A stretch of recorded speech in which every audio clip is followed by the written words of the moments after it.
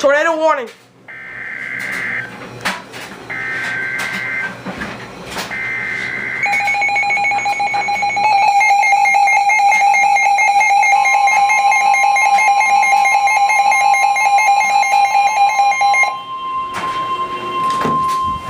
Tornado warning.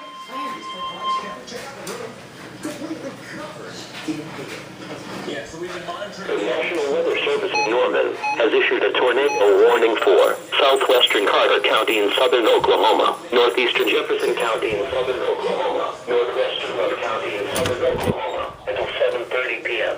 At 6:58 p.m., a severe thunderstorm capable of producing a tornado was located near Ringling, moving southeast at 15 miles per hour. Hazard: tornado and golf ball size hail. Source: radar indicated rotation. Impact: flying debris will be dangerous to those caught without shelter. Mobile homes will be damaged or destroyed. Damage to roofs, windows, and vehicles will occur. Tree damage is likely. Locations impacted include Lone Grove, Healdon, Wilson, Ringling, and Cornish. Take cover now. Move to a basement or an interior room on the lowest floor of a sturdy building. Avoid windows.